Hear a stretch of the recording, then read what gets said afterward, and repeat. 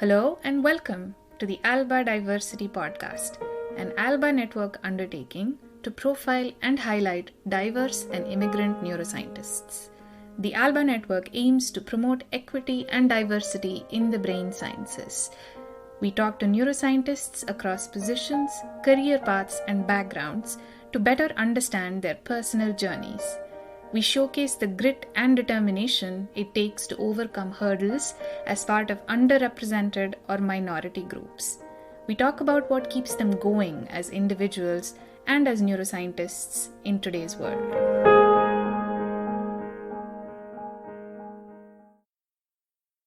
Hi, I'm Ibukun Akinrinade.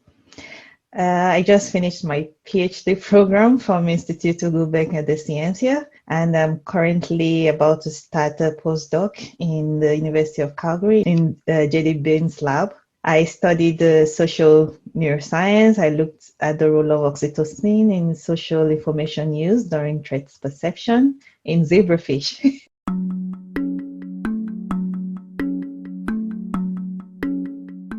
How did you get to neuroscience? I mean, how did you first start thinking about neurons and brains? Tell us a little bit about your journey. Actually, during my master's program in Nigeria, I met my supervisor then. His name is Professor Caxton Martins. So he was a professor in the University of Ife in Nigeria. Mm-hmm. And then upon retirement, he was called on by my university in Ilorin then to start up a postgraduate program in anatomy.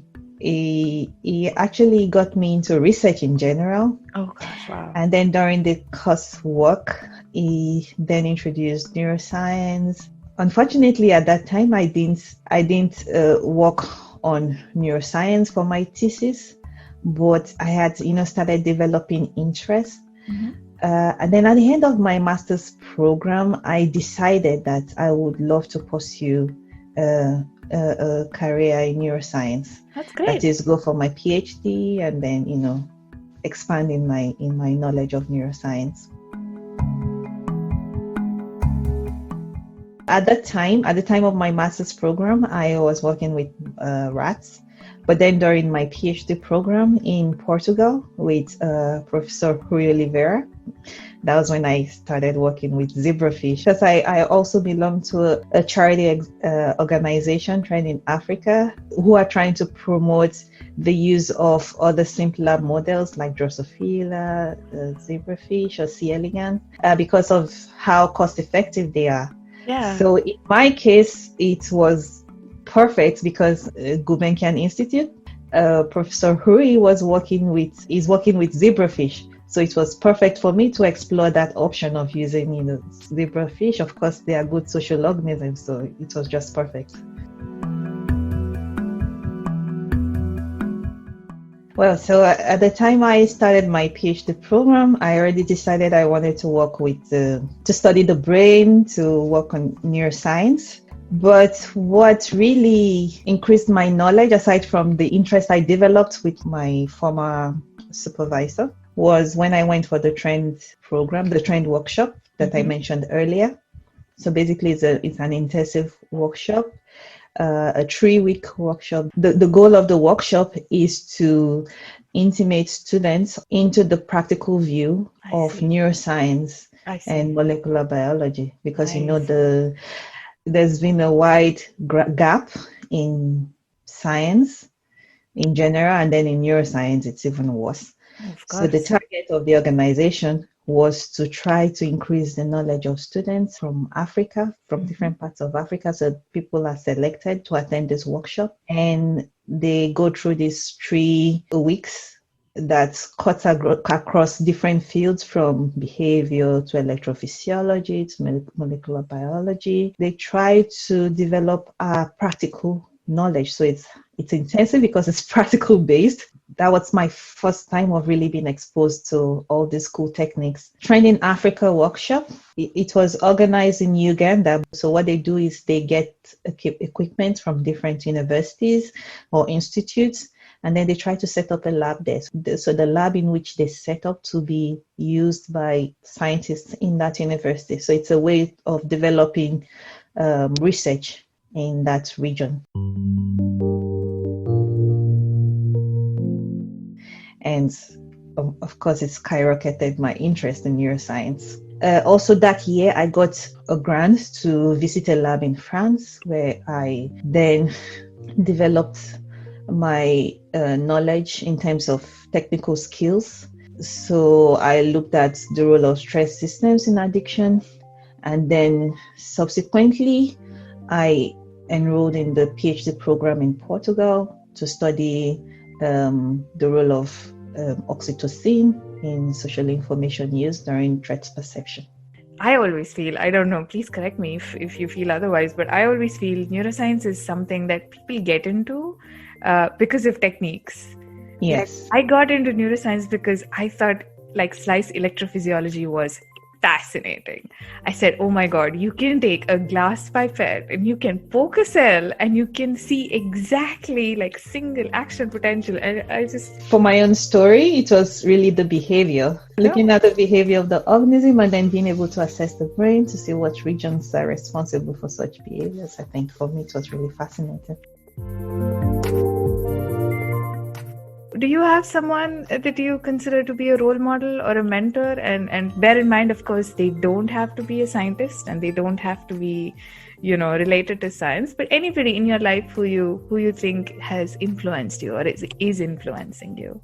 In the aspect of science, I have a mentor, and she happens to be the co-founder of the organization that I've been talking about. So her name is Lucia Prieto Godino. She's currently a principal investigator in the Francis Crick Institute. So at the time she started the trade organization, she was actually a PhD student. So she went for this workshop in Cold Spring Harbor. So while attending that workshop, she met a participant who happens to be Nigerian, and then they got discussing, and then he started talking to her about the challenges that is being faced by Africans in terms of research, and specifically neuroscience research. And that spurred our interest in trying to develop like an organization where they can bring this cool equipment that are really not being used any longer in the Western world, to bring it to Africa, to then try to reutilize this equipment by people that really, crave for such knowledge. So that was what brought about Trend in Africa. She happens to be really cool, learning about our story. As a PhD student, it's really not easy to try to conceive the idea, not only to conceive the idea, but also to bring it into fruition. It's really not easy as a PhD student. You're focusing on your research. I can imagine, it's really not easy. You're trying to get results because you want the PhD, you want to defend. Being able to conceive the idea and bring it to reality, it took a lot of guts. And then, of course, being able to cut across the bureaucratic process of getting the equipment to Africa, setting it up, and then organizing a workshop. It took a lot of, perseverance, patience. And really, those were the things I admired in her. And, not just during the workshop, even after the workshop, she kept in contact with us and tried as much as possible, to set people up. Some of the alumni from the workshop, if they need like reference letters, or if they need like advice on how to write the specific research proposal. Basically, she's always, there to render assistance whenever she can. It's with those qualities that I see her as my mentor. In terms of my scientific career, she's my model, and then in terms of my personal life, my mother-in-law is my model. And why do I say so? She's an amazing person.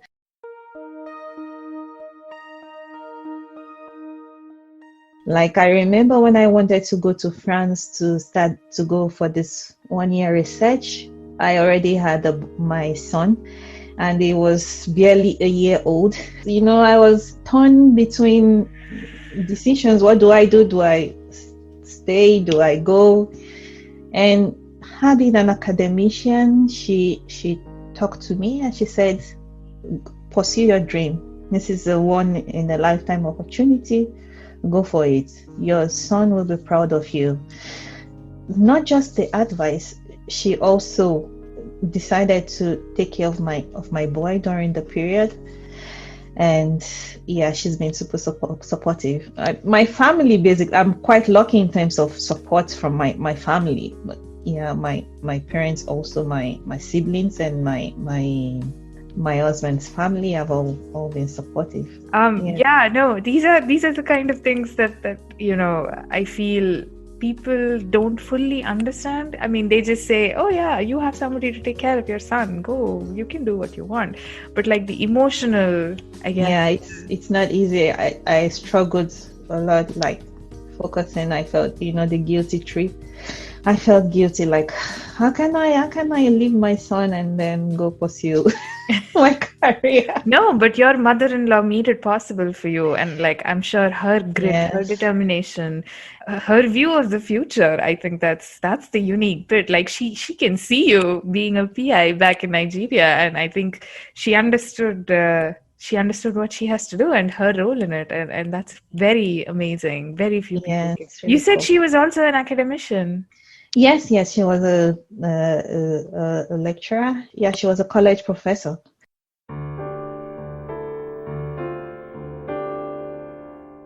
The reason why we're doing this series is to highlight sort of people who are part of diverse groups and who are part of immigrant groups or minority groups.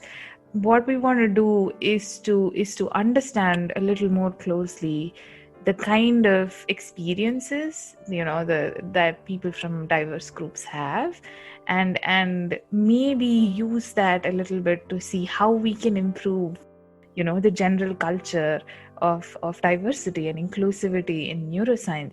I don't need to explain to anybody. You are clearly a part of an underrepresented group, and not in one way. I mean, not just the fact that you're from Africa, but the fact that you're a woman. How do you feel about this? And like, do you have any incidents where it has sort of played a role and you think it helped you or it didn't help you so much? Coming as an African descent, the first thing that comes to my mind is the fact that we've had limited resources in research. And that was what actually spurred my interest in trying to acquire more knowledge to then be able to give back as much as I can. Before I moved out of Africa, I never thought about being a minority. It wasn't like it didn't come like suddenly. I think I gradually realized I was of a minority group when I went to France, and also coupled with the fact that I could not speak the language fluently. So I had a basic knowledge of French in school, so I could get by a bit. But then, when it comes to making real lengthy conversations, I really struggled. But I have to say that because of all I had to go through, I really didn't dwell on my limitations,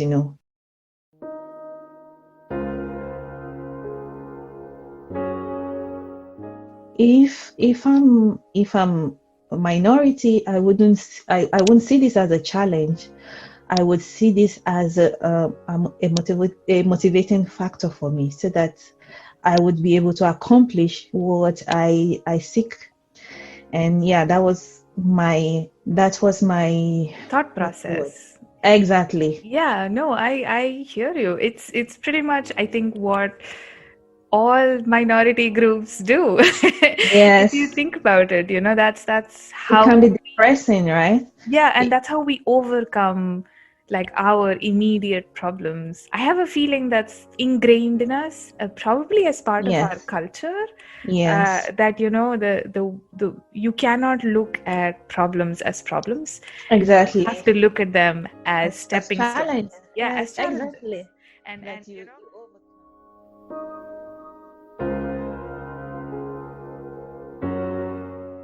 you talked about being a woman in neuroscience.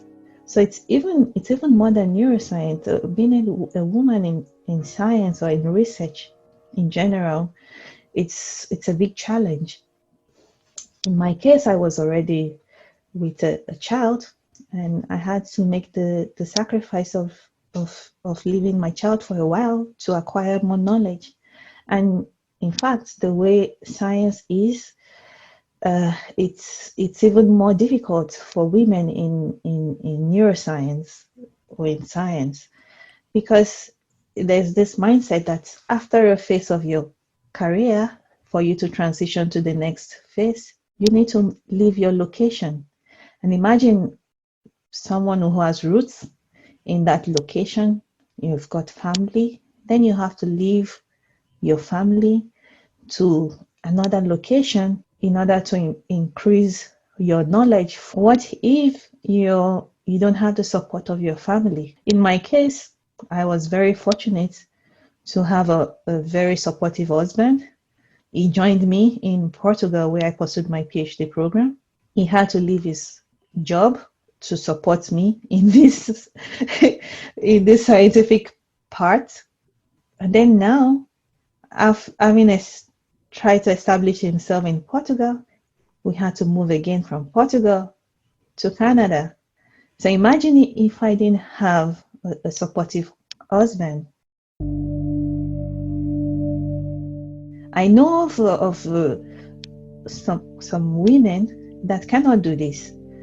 As a woman in science, it's really, really difficult, and that's why we have fewer and fewer women. At the time, during my PhD program, I was really down. I was like, can I do this? Can I complete? Can I reach this goal that I've set for myself? And then I had to think again of my kids, because they've always been my motivation. I could have decided to be a stay-at-home mom and be a good stay-at-home mom. But then I decided to pursue this career. So I should be good at what I'm doing. At the end, I would be a good role model for them.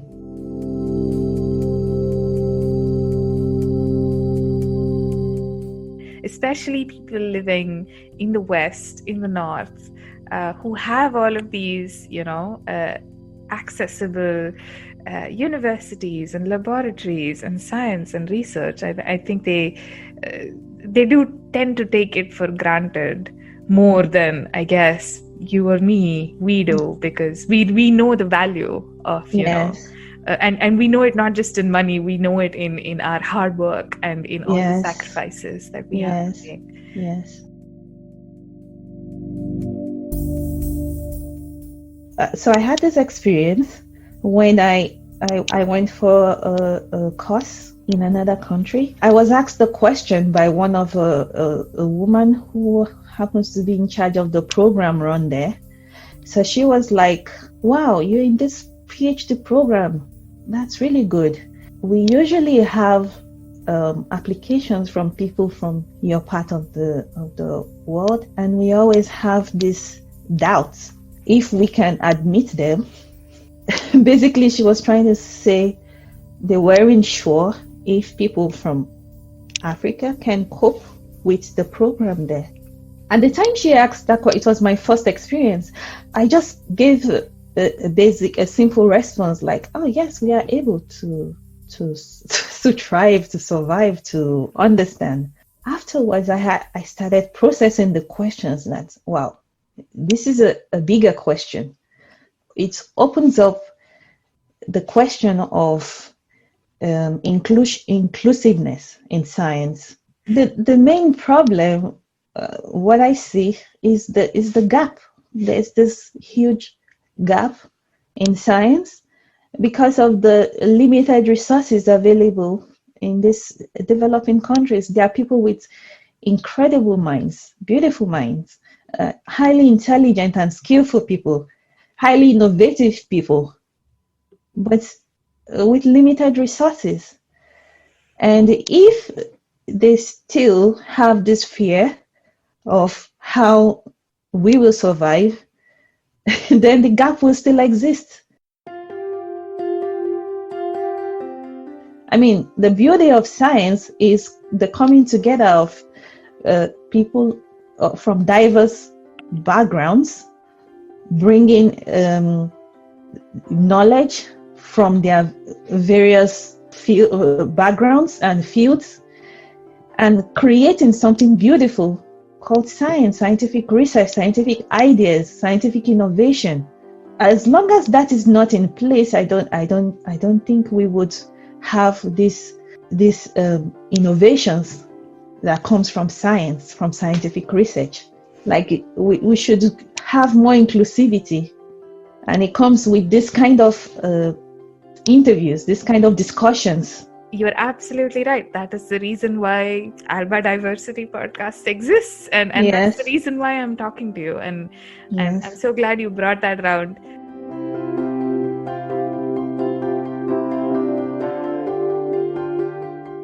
I guess the last thing I have is the simpler one. You're a mother, you're a scientist, you do so many things. Academia is horrible for work-life balance. So, but it seems like you have it. You have the balance. So I'm going to ask you for your tips and tricks. How do you do it? How do you balance work and life? Well, for me, I just leave it one day at a time. Wise words, very wise words. And why do I do this? Because if I focus on only the problems or the challenges, I will be overwhelmed. So yeah, at that time it was really challenging because I had to manage my son. I had to manage classes because I had 6 months of classes in which sometimes we have to move away from our location elsewhere. We have retreats, and yeah. So if I had thought about all the hurdles I have to pass through, I probably would not have this PhD. I probably will just stay back at home and be contented with what I have. So if I have to think about all the challenges I will face and overcome, I wouldn't move. But then I'm leaving it. At least now I'm here. The next step is to try to see how to settle down.